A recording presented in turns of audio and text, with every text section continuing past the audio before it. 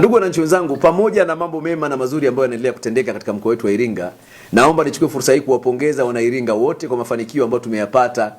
katika mashindano ya usafi katika nchi yetu. Kama mnaofahamu kwamba hivi karibuni Wizara ya Afya imetangaza mikoa, wilaya na halmashauri zilizofanya vizuri katika maeneo ya utunzaji wa mazingira na usafi. Ninayo furaha kubwa sana kuwapongeza wananchi wa manispaa ya Iringa kwa kuwa halmashauri ya manispaa ya pili kitaifa kwa usafi, lakini ninayo furaha kubwa sana kuwapongeza wananchi wa wilaya ya Mufindi ambao halmashauri ya Mafinga imekuwa ya pili kitaifa kwa usafi kwa halmashauri za miji, na niwapongeze wananchi wa Mufindi tena kwa halmashauri ya Mufindi kuwa miongoni mwa halmashauri za wilaya ya tatu kitaifa kwa usafi. Matokeo haya ya halmashauri zetu tatu kuwa ni halmashauri bora kitaifa ni ishara ya namna ambayo viongozi, wananchi na watumishi tunatimiza wajibu wetu katika kutunza na kuendeleza usafi wa mazingira kwenye maeneo yetu. Niwapongeze wenye viti wa halmashauri zilizofanya vizuri, niwapongeze watumishi wa serikali wanaosimamia mambo haya, na kipekee niwashukuru wananchi wenzetu ambao mmekuwa ni waumini wa usafi wa mazingira, utunzaji wa mazingira, na ni imani yangu kwamba kama mkoa tutaendelea kufanya swala la usafi kuwa ni kipaumbele chetu cha kwanza,